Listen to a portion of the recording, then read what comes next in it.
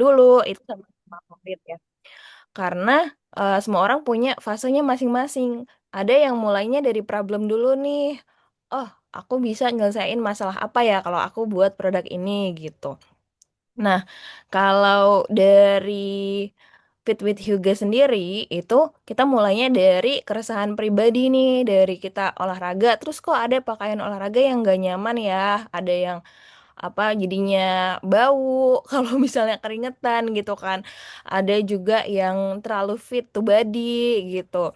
Terus akhirnya kita pengen nih punya baju olahraga yang bahannya tuh support kita juga buat buat lebih nyaman gitu karena ada yang olahraganya tuh setiap hari gitu, ada juga yang 2 kali sehari gitu. Apalagi sekarang kan kegiatan olahraga tuh jadi bagian dari gaya hidup orang-orang gitu kan. Nah, jadi mulailah kita cari-cari bahan eh yang akhirnya bisa nemenin orang-orang jadi lebih semangat olahraga gitu. Oke, lanjut. Oke, bentar. Nah, bentar ya. Kalau ditanya enaknya mulainya dari mana sih? Nah, kalau sekarang masih bingung teman-teman mau mulai dari mana, eh aku mau bilang kalau itu tuh normal banget kalau kita bingung. Enaknya aku mulainya dari mana sih? Kadang kan idenya banyak gitu ya. Tapi eh tapi nggak tahu nih aku harus ngapain sih gitu. Pengen bikin produk apa? Tapi startnya itu harusnya dari mana gitu. Itu kan sering jadi kebingungan tersendiri ya.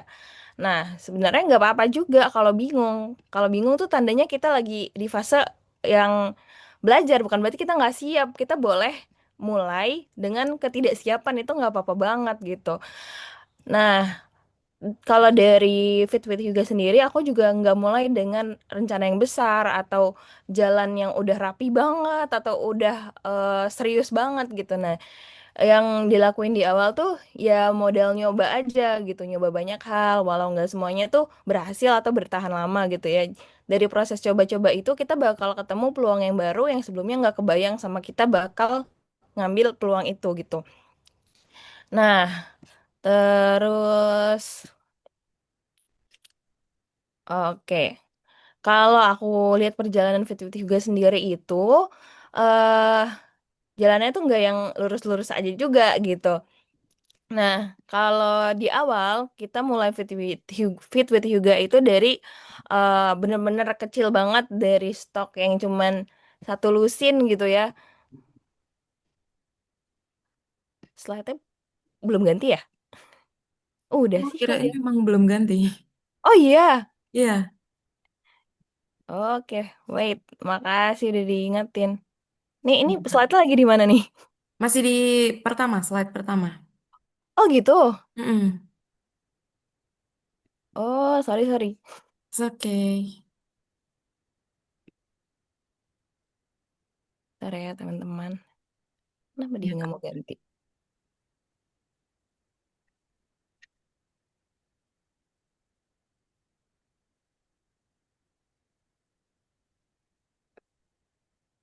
Di slide yang awal banget berarti dari tadi nggak keganti ya? Iya. Oke, kita ulang dulu.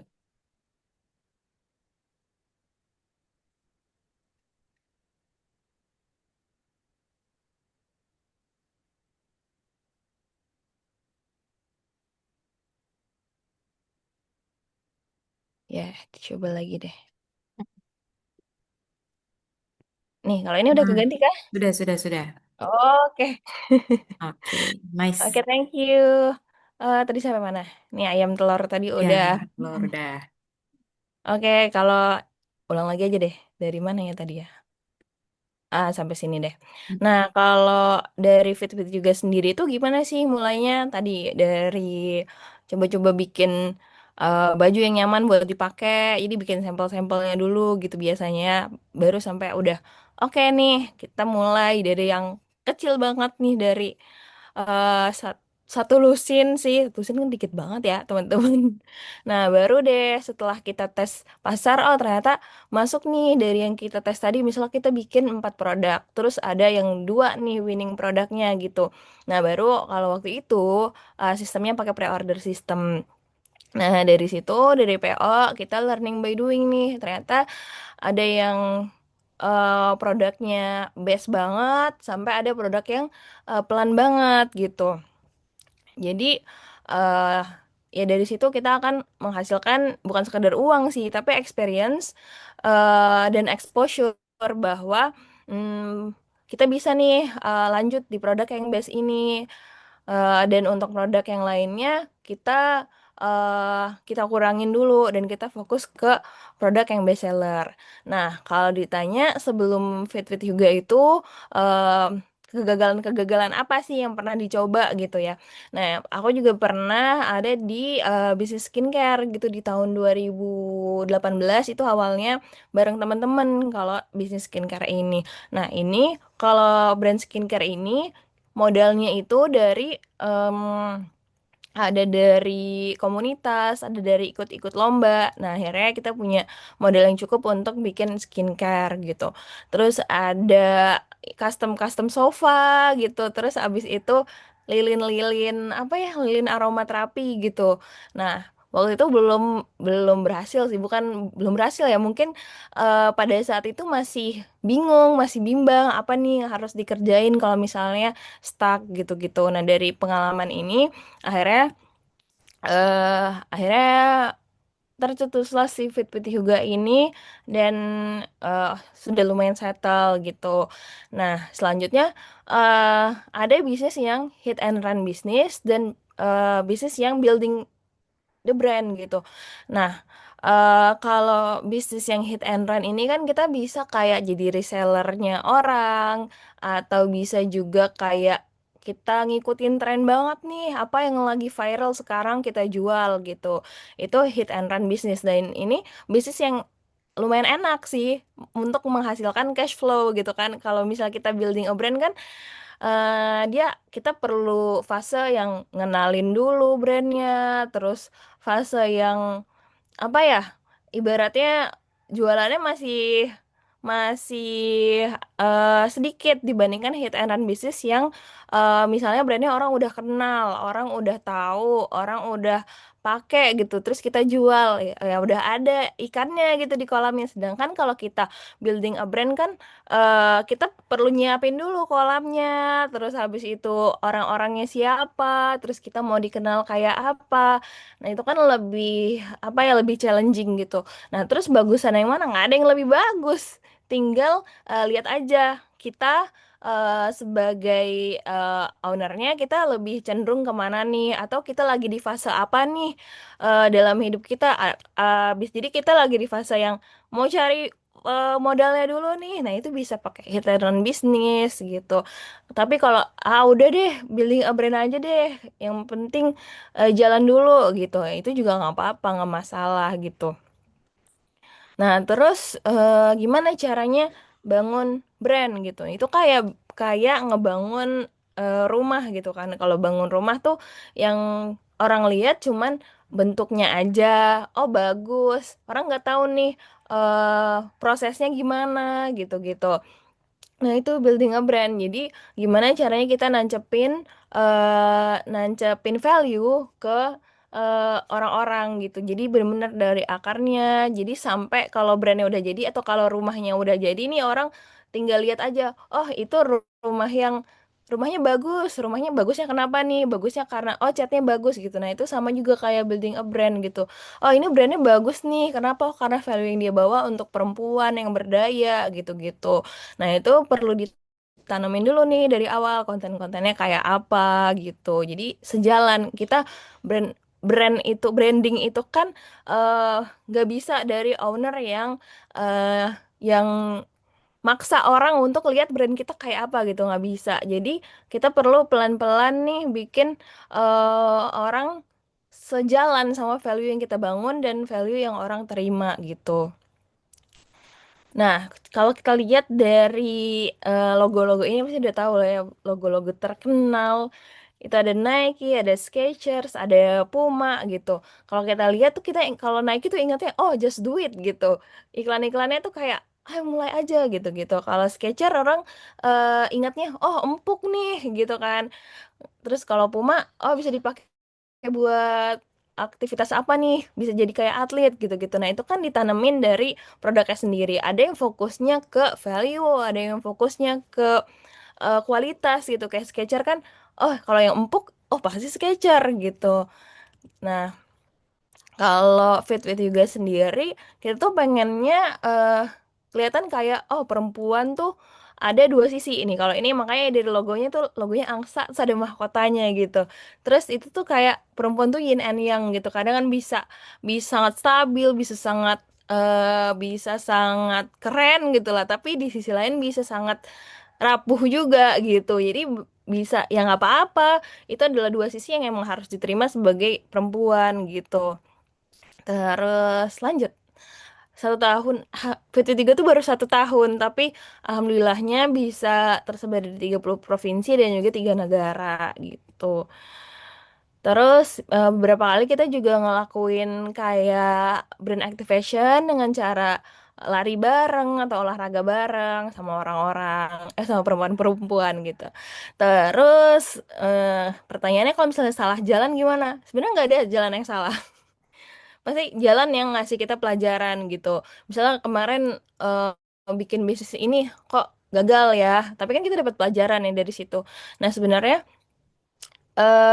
apa namanya, modal itu nggak cuman modal uang aja. Kalau kita cuma punya modal uang, nggak punya modal experience, nggak punya modal exposure, nggak punya modal networking, ya kapitalnya atau uangnya bisa habis dengan sia-sia juga. Sedangkan kalau kita bisa mulai dengan banyak kegagalan, itu kita bisa bisa lebih cepet di perjalanan yang selanjutnya karena kita udah tahu nih oh kalau gini nggak berhasil, kalau gini nggak berhasil. Jadi kita ngebawa perjalanan yang satu ini dengan pengalaman yang banyak gitu kan. Oke, kayaknya itu aja deh.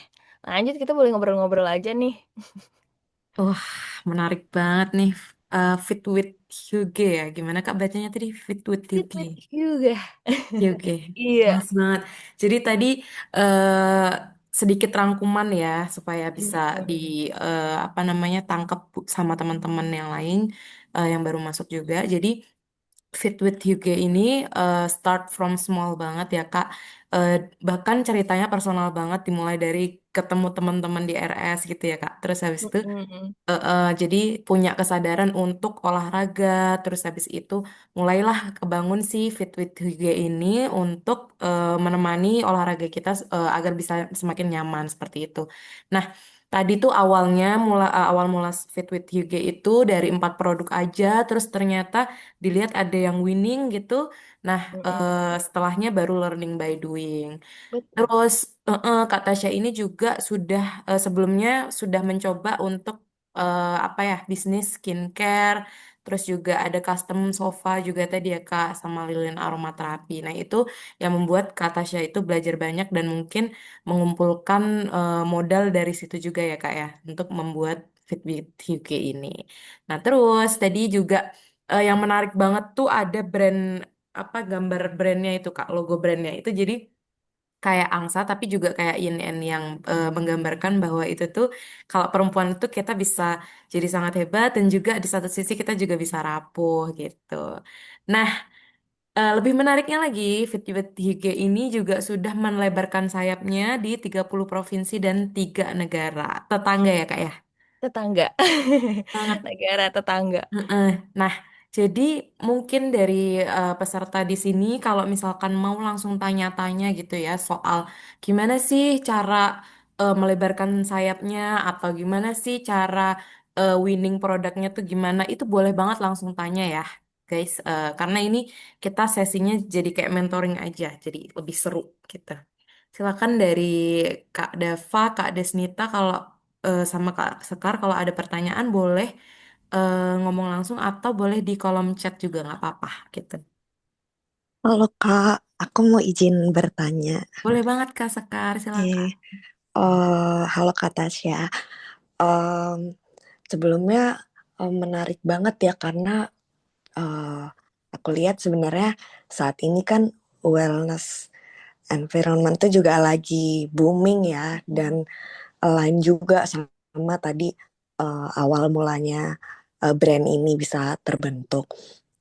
Nah, eh, yang pertama tadi kan kalau nggak salah sempat disampaikan tuh kalau supaya eh, mungkin ini ya kan simpelnya kenapa orang takut berbisnis tuh mungkin kalau takutnya kalau salah langkah akhirnya cum modalnya uangnya hilang gitu sia-sia dan tadi kan udah sempat disampaikan juga supaya nggak sia-sia itu makanya kita harus perkuat juga dengan modal networking terus mungkin juga modal experience. Nah mungkin pertanyaan aku kan sebelumnya bisnis-bisnis Kak Tasya itu kan lebih ke skincare dan mungkin kayak lilin aromaterapi ya. Itu sebenarnya jatuhnya agak kayak banting setir nggak sih kalau tiba-tiba ambil di area activewear. Terus gimana caranya modal experience kakak sebelumnya itu kayak bisa support brand kak yang sedang kakak bangun sekarang dan menurut aku cukup pesat juga ya dalam 1 tahun udah grow di banyak provinsi dan bahkan sampai ke negara tetangga.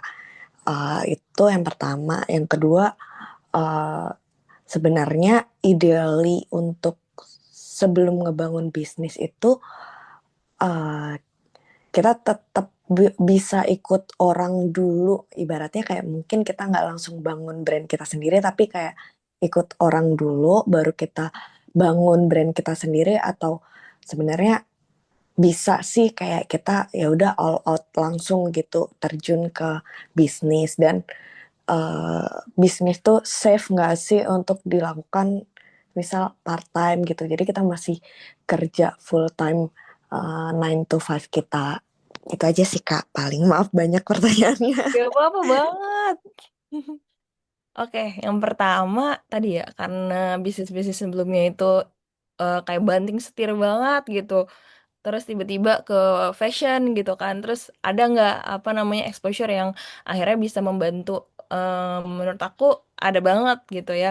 Kalau misalnya kayak di apa namanya custom sofa itu ada yang misalnya kita jual harga yang standar atau kita jual yang harga mahal itu aku jadi tahu kalau misalnya audiens orang yang kita jual di harga biasa sama harga yang tinggi itu ternyata audiensnya beda nih gitu. Jadi kita bisa tahu kita mau mau jualan tuh di harga berapa gitu. Jadi kita mau nyasar audiens yang kayak apa gitu. Itu aku belajar juga dari eh, bisnis-bisnis yang sebelumnya gitu atau kayak skincare gitu ya skincare waktu itu eh sempet naik juga sempet stabil juga cuman kalau waktu itu emang kendalanya di tim karena kan itu bener-bener project kuliah gitu ya terus didanai gitu terus dapat dana dari sana sini itu dari lomba terus dari apa namanya dari komunitas gitu-gitu terus mungkin saat itu kita yang emang belum siap nih dikasih geluncuran dana gitu jadi kayak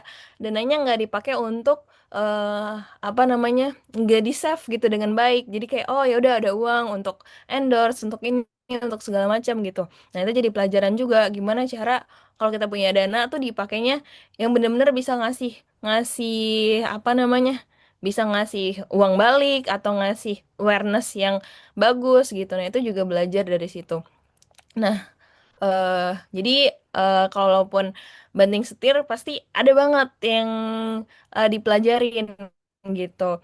Terus yang kedua, nah tadinya aku masukin di slide tuh, mending naik apa namanya bisnis atau kerja gitu. Nah itu menurut aku sama kayak yang sebelumnya tuh nggak bisa dipilih, nggak ada yang bagus dan nggak ada yang benar. Dan menurut aku sendiri bisa banget kalau misalnya kita masih 9 to 5 tapi kita bangun bisnis gitu dan itu nggak masalah banget sih menurut aku karena mau gimana pun bisnis butuh capital kan, butuh modal gitu. Nah, modalnya bisa dicari dari kita jual skill kan. Kalau bisa kerja kan ibaratnya kita jual skill kita gitu kan. Nah, akhirnya kita dapat capital dan baru kita bisa mulai bangun kecil-kecilan atau ya sesuai dengan capital yang kita punya gitu.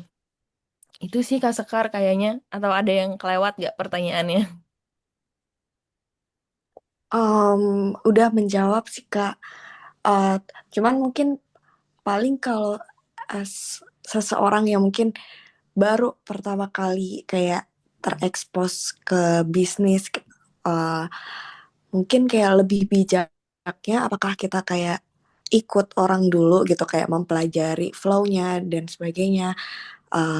Baru resource tersebut kita gunakan untuk bangun uh, bisnis kita sendiri, atau sebenarnya ya possible possible aja kalau mau langsung terjun gitu, tapi apakah itu wise atau enggak gitu kira-kira kalau ambil step itu. Kalau menurut aku pribadi ya Kak Sekar, maksudnya ini bisa jadi pertimbangan juga. Bisa aja Kak Sekar sambil ikut orang, sambil sambil ngebangun dengan apa namanya, dengan eh paparan yang pernah Kak Sekar dapat gitu. Jadi dengan walaupun minim ya, jadi bisa sambil jalan gitu, sambil takut juga nggak apa-apa, sambil sambil insecure juga nggak apa-apa gitu. Kalau menurut aku, cuman ya apa namanya, bisa dimulai dengan nggak all out dulu gitu ya, nggak, maksudnya nggak all in untuk modalnya sendiri, karena kan perlu dipertimbangkan lagi tuh kalau kerja kita masih butuh untuk bayar kehidupan kita sehari-hari gitu, sedangkan kalau misalnya mulai bisnis dari awal banget kan masih 50-50 ibaratnya gitu kan. Jadi sambil kecil-kecilan gitu, sambil apa namanya, sambil takut, sambil insecure juga menurut aku nggak apa-apa banget sih gitu. Iya. Kak Sekar gimana? Udah terjawab pertanyaannya? Oke Kak, terima kasih. Kalau kalau Kak Sekar sendiri ada apa ya? Ada keinginan untuk mulai bisnis apa? Terus sebenarnya ketakutan-ketakutannya apa nih? Kalau aku boleh tahu. eh Sebenarnya eh sebenarnya masih bingung sih Kak, cuman saat ini kan aku pekerja kantoran biasa ya. Cuman aku ngelihat uh, in this economy gitu, kayaknya emang harus apa ya, hmm, uh, going extra miles gitu. Nah, Mm-mm. kebetulan aku ada ketertarikan kayak uh, kayaknya harus coba bisnis deh, karena melihat gitu teman-teman seumuran aku, ya, ya mungkin mereka lebih luas ya. Ada yang mereka punya coffee shop mereka sendiri, ada yang uh, mereka cari skill di luar apa ya, office work. Nah itu sebenarnya aku ada ketertarikan di situ. Terus yang pertama sih, uh, pas aku pertama kali lihat ini, karena kan brand activewear ya, jarang sih yang aku lihat uh, apa webinar untuk brand activewear. Di satu sisi sebenarnya aku juga lagi into wellness, jadi kayaknya menurutku kalau membangun bisnis yang kita lakukan gitu, Mm-mm. maksudnya kayak kita ngerti, oh baju olahraga yang enak kayak apa, terus semisal apa yang, karena kita kan marketnya juga nih Mm-mm. Kak, Mm-mm. Benar. kita yang ngelakuin kan, kita yang punya aktivitas daily apa aktif Mm-mm. uh, di luar situ. Jadi ya awalnya aku tertarik aja sih, kayak pengen tahu gimana sih uh, awal mulanya kakak ngebangun brand ini gitu sih Kak. Iya, aku setuju sih tadi. Soalnya dominannya kalau aku mulai sesuatu tuh biasanya mulai dari yang aku suka gitu. Jadi aku adalah marketnya gitu. Karena kalau misalnya aku bukan marketnya, aku perlu perlu apa namanya, perlu capital lebih banyak untuk nanya ke orang yang marketnya adalah si produk itu gitu. Jadi menurut aku kalau aku bukan marketnya, aku perlu usaha lebih, perlu modal yang lebih untuk memastikan kalau oh produk ini masuk nih untuk menyelesaikan masalah tertentu gitu. Jadi karena ya udah kita meminimalisir modal, meminimalisir effort gitu. Jadi aku jual apa yang aku suka. Tapi sebenarnya kalau kayak di sofa atau di furniture dulu aku pernah nah itu kan maksudnya pasarnya bukan aku, bukan anak muda, lebih ke orang tua gitu. Nah itu lumayan challenging karena kayak oh menurut aku nggak oke nih, tapi kok ada ya pasarnya gitu. Jadi itu belajar lagi nih kalau oh kalau misalnya pasarnya nggak sesuai sama yang aku suka, kita perlu belajar lagi. Oh pasarnya sukanya kayak apa ya? Perlu dites lagi gitu-gitu.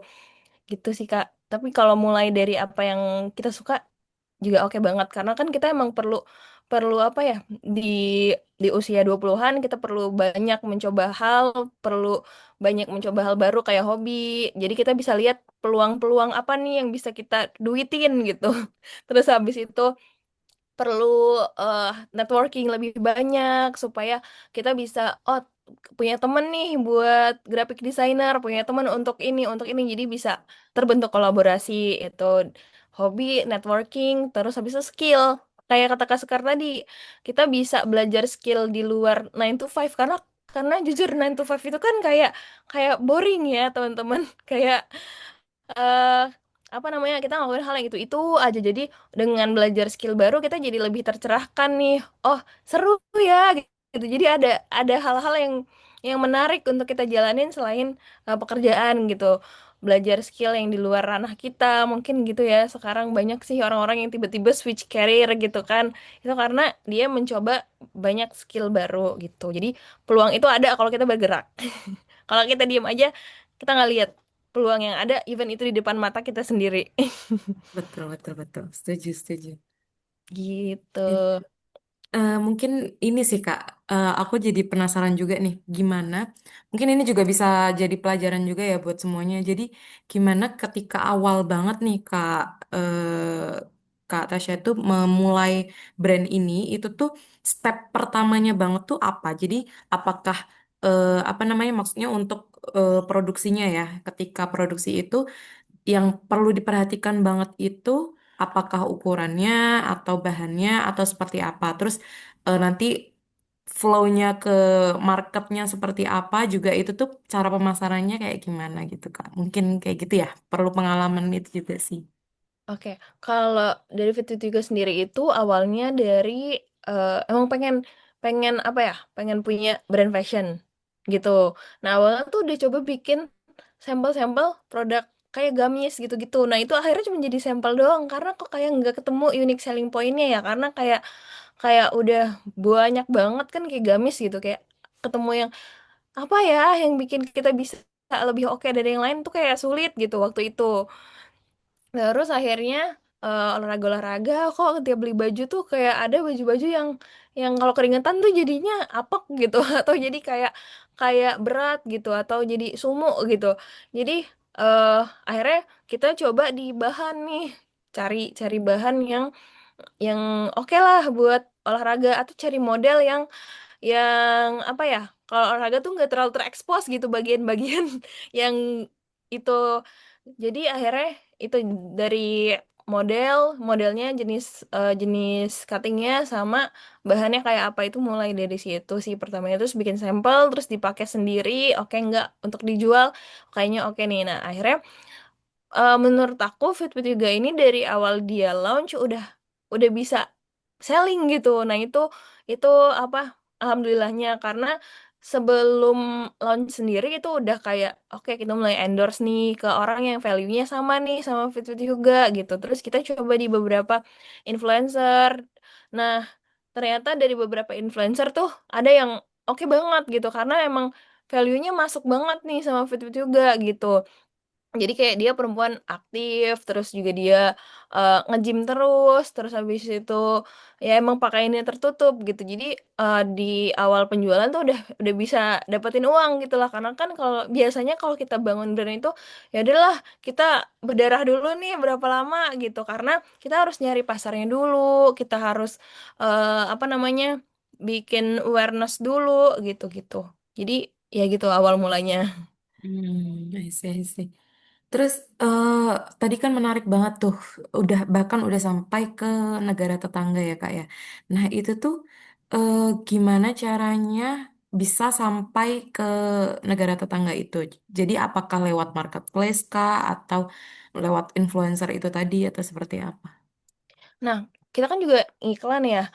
Nah, Hmm, ya. sebenarnya sebelum iklan dan nembak negara-negara itu emang awalnya cuma dari konten aja Kak, konten reels Hmm. doang gitu. Jadi kita kayak, oh kok tiba-tiba masuk nih nyasar nih dari Singapura atau dari Malaysia gitu kan.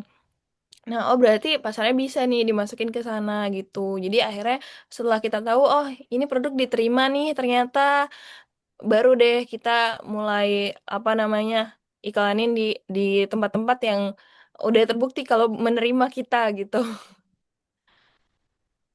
Kalau shippingnya sendiri itu apakah susah apa enggak ya Kak kalau ke negara tetangga? Sejauh ini shippingnya sama aja Kak, sama kayak lokal gitu. Jadi kayak di apa beberapa apa namanya jasa pengiriman itu emang udah nyediain untuk ngirim keluar gitu. Jadi kalau Hmm. misalnya apa namanya kurang dari sekian kilo atau sekian dolar itu masih nggak kena pajak gitu si Oh, I customernya. Jadi see. kita ya udah tinggal packing, taruh alamat terus dikirim keluar ya udah gitu. As simple Hmm. as that gitu. Hmm, hmm, hmm. I see, I see. Dari Sekar Kak atau Desnita, Kak Desnita atau Kak Deva ada pertanyaan lagi nggak ya? Mungkin yang apalagi yang baru mau mulai gitu ya. Nah, bisa banget tuh ditanya. Oh iya, silakan Kak Deva. Halo, halo Kak Tasya. Makasih Halo. udah banyak sharing-sharing juga tentang mulai bisnis nih Kak. Interesting banget. Mungkin dari aku ada satu pertanyaan nih. Kan kalau kita lihat sekarang betul kata Kak Tasya ya, apalagi Gen Z gitu ya, udah mulai aware gitu sama kesehatan dengan healthy juga. Nah, kalau dari Kak Tasya, kalau kita lihat juga kan mulai banyak brand-brand yang memang dia eh, apa mengarah ke healthy dan juga yang lebih sehat gitu. Nah, kalau dari brand Katasha nih, ada nggak sih strategi yang memang itu bisa membedakan gitu dari brand-brand lain yang memang di area yang sama gitu Kak? Mungkin itu dari aku. Oke. Hmm. Thank you Kak Deva. Sebenarnya karena Fit With Yoga juga baru 1 tahun ya sebenarnya. Eh, jadi yang paling membedakan menurut aku bahan sih. Terus habis itu juga model juga. Nah, terus biasanya kalau yang lain tuh awalnya gini. Kalau misalnya aku mau bikin brand, aku pasti lihat dulu nih. Oke, ada brand A, brand B, brand C, brand D. Nah, terus kita cari tahu nih mereka kelebihannya apa. Terus yang belum ada di mereka tuh apa gitu. Nah, terus jadi tuh ada beberapa brand yang jadi pacuan gitu kan untuk dipelajarin. Terus habis itu lihat nih eh, eh, biasanya aku lihat kelebihannya apa. Terus aku oh kelebihannya dia udah punya pasar besar nih. Banyak orang yang beli produk dia. Terus kekurangannya apa? Oh, misalnya dia baru keluarin produk-produk yang misalnya di bawah harga standar gitu. Misalnya dia jual di harga 100 ribuan atau di harga di bawah 100 ribuan gitu kan. Pas dibeli, pas dicoba, oh ternyata oh bahannya emang cocok lah 100 ribuan gitu. Oke, bisa nggak kita masuk di harga yang lebih dari itu, terus mematok pasar yang di atas beberapa brand itu. Jadi yang bisa jadi pembeda adalah oh misalnya modelnya belum ada nih. Oke, kita bikin model ini karena belum ada yang sama gitu. Nah, jadi kita coba pasarin produk yang beda dari produk-produk yang lain dan bahannya juga beda dari brand-brand yang lain. Terus habis itu apa lagi ya? Ya, itu sih Kak, biasanya harus banget cari apa namanya? Cari pesaing atau cari orang-orang yang udah masuk pasar, terus kok bisa dirinci nih. Oke, mereka kelebihannya apa nih? Kekurangannya apa nih? Kita bisa masuk di mana nih gitu. Jadi kita eh bisa masuk sebagai eh sesuatu yang beda gitu. Karena kalau misalnya kita bikin produk yang sama, orang kan bahan belum tahu ya Kak, maksudnya kayak nggak bisa dipegang gitu kalau misalnya online gitu. Jadi ya udah dari modelnya dulu deh, kalau orang lihat oh cakep nih gitu. Terus juga pas pas mereka datang, pas barangnya sampai, oh mereka suka nih bahannya, nah mereka akan repeat order gitu. Itu sih Kak kurang lebih. Jadi jangan lupa untuk periksa pasar dan cari tahu kita bisa masuk di mana. Gitu sih Kak Dava, I semoga see. Jadi menjawab. perlu riset Iya, betul. Perlu riset dan perlu ya untuk yakin. brand kita ya. Iya. Oke, oke. Jadi kalau kita udah yakin, oke nih, kita pede nih, oh jual barang ini, ya udah. Biasanya kalau kita yakin, kita pede, pasar juga bakal yakin dan pede sama produk kita. Wow, menarik banget.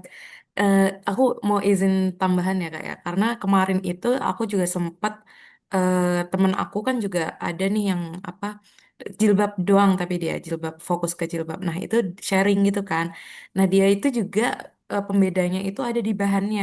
Bahannya itu kalau nggak salah tencel, Mm-mm. tencel atau apa gimana bacanya Iya. saya agak bingung. Nah itu dia eh, gimana cara taunya cara apa menyebarluaskan pasarnya itu jadi dia naruh harga murah misalnya di Ciputnya aja gitu ya naruh harga murah sehingga semua apa banyak orang itu mau beli Ciput dengan harga murah gitu dengan bahan yang bagus. Nah ketika mereka udah punya nih eh, udah tahu gitu megang ternyata bahan tencel tuh seenak ini gitu ya mereka Mm-mm. akan berani untuk mengeluarkan duit lebih di apa produk-produk lainnya gitu seperti Mm-mm. jilbabnya dan lain sebagainya gitu jadi itu menurutku strateginya juga bagus banget sih Mm-mm. bisa Betul. banget dicoba ya jadi taruh apa sesuatu aksesoris kah atau apanya gitu yang harganya dimurahin untuk orang tuh bisa nyoba gitu bahannya Betul. betul betul. Iya. Iya, pokoknya kalau pemasaran mah apa ya, makin kreatif aja sekarang supaya orang beli gitu. Terus Benar. juga aku ngomong apa tadi? Duh,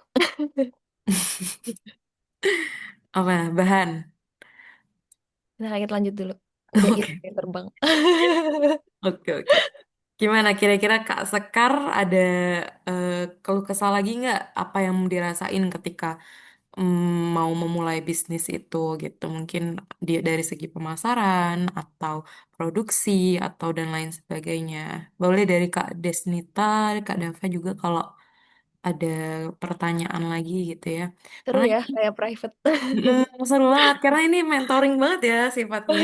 Jadi dan ilmunya mahal banget sih menurutku karena kan experience-nya langsung dari Kak Tasya ya. Oh ya, satu lagi. Ah, udah ingat aku mau ngomong Nah, apa. gimana tuh?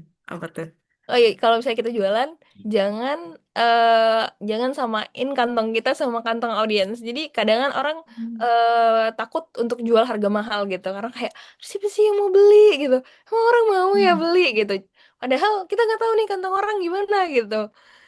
Jadi aku juga sempet kayak, ah ini kan harganya di atas rata-rata ya, misalnya kayak orang jual di harga 100, 150 ribu, kita bisa masuk di harga 300 ribu gitu.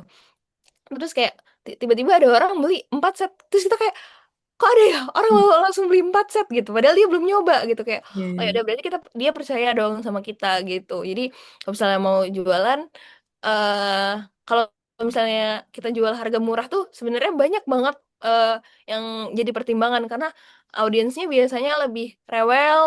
Terus juga Iya. biasanya orang mau harga murah tapi maunya produknya bagus gitu. Jadinya kayak banyak pertimbangannya gitu. Tapi kalau misalnya kita masuk di harga yang eh, lumayan lebih naik dari yang lain, itu audiensnya juga jadi ke filter gitu. Jadi kayak ya udah kak, oke kak gitu, aman kak gitu. Tapi ya Hmm. pasti ada aja sih namanya audiens, pasti ada. Cuman secara garis besarnya pasti beda banget audiens yang di misalnya medium to up dan medium to low itu lumayan beda. Jadi jangan ukur kantong kita sama kantong orang. Jadi kalau aku nggak mungkin dong beli beli yang segitu. Ya kan ya, marketnya banyak gitu, orang beda-beda gitu. Jadi kalau kita udah yakin produk kita oke, ya udah kita mau jual harga mahal juga nggak apa-apa gitu. Iya. Berarti kuncinya juga satu ya, yang penting yakin. Yakin. Oke, oke, nice, nice. Oke, Kak Sekar silakan tanya. Aku mau tanya lagi nih karena seru ya, maksudnya diskusinya juga bahas banyak aspek teknikal. Aku jadi penasaran, Tapi sorry, kalau misal aku kelewat, uh, ketika Kak Tasya bangun brand ini, saat ini timnya Kak Tasya ada berapa orang sih? Karena aku ngeliat tadi kayak ads juga dijalanin, terus ada brand activation juga, dan mungkin pastinya yang ngebantu riset dan produksi pasti juga ada orang tambahan kan. Jadi aku penasaran deh, yang ada di tim kakak sekarang tuh berapa orang, dan ada nggak challenge-nya dalam scouting misal, atau kayak eh apa ya, ngelit tim yang ada di belakang Fit Fit HJ ini. Oke, makasih banget Kak Sekar. Tapi sebenarnya kalau untuk tim utamanya tuh benar-benar baru 2 orang. Tapi kalau misalnya kita butuh graphic designer atau kita butuh yang lain itu biasanya aku emang cari freelancer gitu sih Kak untuk kolaborasi. Jadi karena kan misalnya proyekan aja nih, karena misalnya masih bisa dihandle oleh 2 orang ini gitu. Jadi emang ads masih sendiri gitu-gitu. Jadi cuman kalau emang butuh bantuan bakal cari orang yang sifatnya project atau freelancer karena emang sebetulnya Fit Fit juga ini masih kecil gitu Kak Sekar. Tapi dampaknya udah besar. Amin. Amin. Nice. Itu apa di ads-nya itu di Instagram atau Facebook atau Marketplace, Kak? Kalau sejauh ini kita nge-ads itu, makasih Kak Sekar. Kalau di ads itu sekarang dominan di Meta sih Kak. Jadi Oh iya, sebelumnya itu iya. kita emang punya website kan. Nah, website itu pengen kita gunain untuk orang-orang yang di luar negeri gitu karena kemarin itu sempat beberapa kali orang luar negeri itu maunya tuh kita udah apa udah punya website mau belanjanya dari situ karena lebih terpercaya gitu kan akhirnya kita bikin website yang khusus untuk orang luar gitu. Nah terus untuk orang dalam negerinya emang masih di marketplace sih jadi dari Meta misalnya dia lihat dari IG misalnya kita arahin ke Shopee atau Tokped gitu cuman kan lama-lama admin Shopee dan Tokped ini luar biasa, Iya. makin mencekik gitu ya. Jadi ini masih PR banget juga buat kita. Gimana orang bisa, misalnya kita bikin website, orang mau beli di website, cuman kan behavior orang-orang kita saat ini emang lebih maunya belanja dari marketplace gitu. Jadi itu jadi PR juga sih, gimana ya caranya orang mau nih belanja di em, website atau belanja langsung di apa namanya manual atau landing page gitu. Jadi masih masih banyak banget PR sebenarnya Kak Zain. Oke, oke. Oh iya, tadi Kak Sekar sudah terjawab belum ya pertanyaannya, by the way? Udah Kak. Oke. Oke. Ada lagi Kak Sekar yang mau dipertanyakan? Yang mau ditanyakan maksudnya? Atau Kak Desnita? Kak Dava? Semangat. Iya, aku jadi tertarik banget nih. Iya, ya, oke, oke. Ah, tadi tuh aku ada pertanyaan kan, cuman kok lupa terus ya. Nanti kalau misalkan, Terbang gitu ya, gak sih? atau misalkan nanti kalau misal mau apa, tanya-tanya lagi gitu, apakah boleh Kak Tasya untuk di reach out gitu untuk sama teman-teman juga ini? Boleh banget follow IG aku. Yes. Apakah ini mungkin di kolom chat ya ditulisin ya? Sama kayak namanya. Natasha Ulfa. Nah, teman-teman nanti kalau misalkan ada pertanyaan lebih lanjut gitu ya mengenai activewear and accessories bisnis ini, boleh banget ya di reach out Kak Tasyanya dan Kak Tasyanya juga pasti senang banget ya Kak. Oh iya benar. Aku suka ngobrol orangnya. Iya, Nah, baik kan tadi banget ya. dari kalau awalnya tuh fit juga itu baju aja ya. Terus Mm-mm. tiba-tiba di jalan misalnya aku lagi nge-gym nih. Oh, kayaknya Mm. butuh deh tas.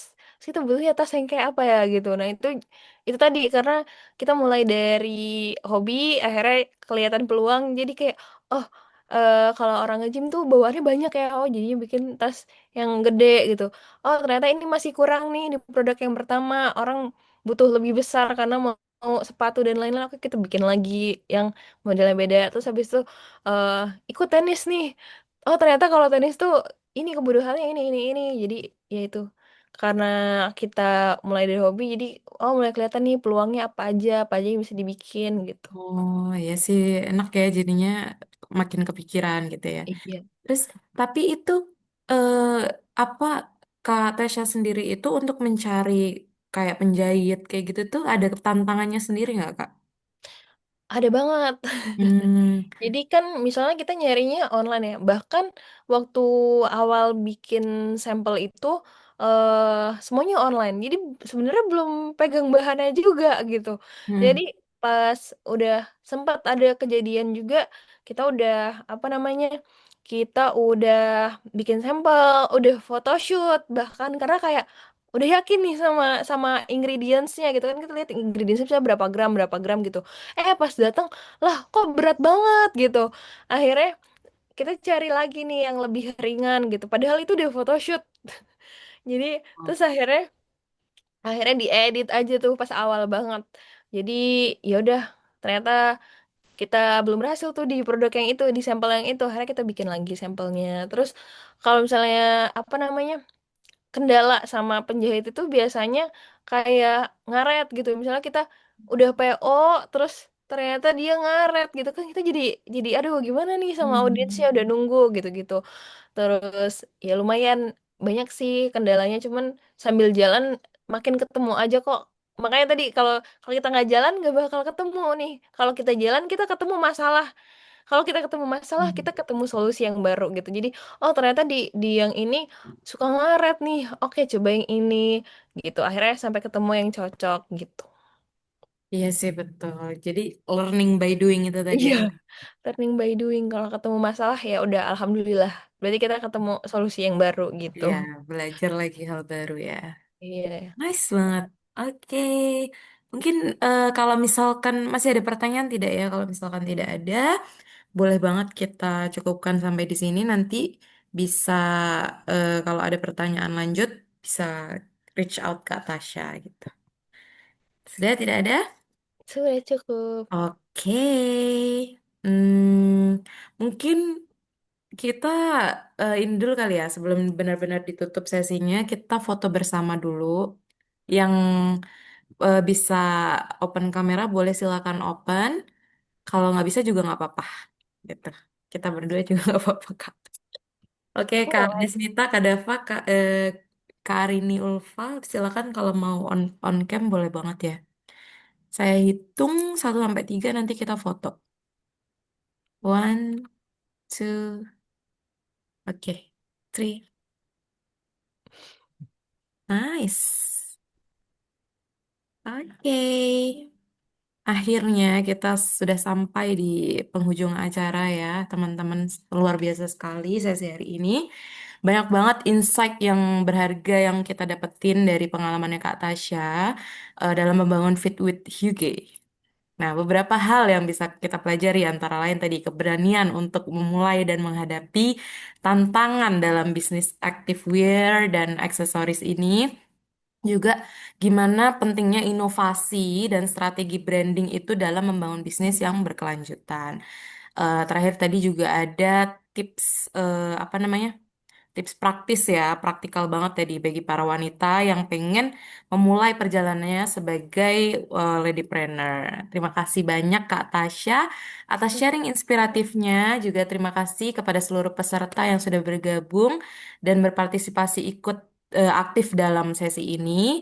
Kami mengucapkan apresiasi sebesar-besarnya dan jangan lupa untuk mengikuti program yang Ladypreneurs dan nantikan webinar inspiratif lainnya. Sampai jumpa di kesempatan berikutnya. Terima kasih Kak Tasya Dadah, dan makasih. teman-teman semuanya. Boleh live. Dadah. Dadah.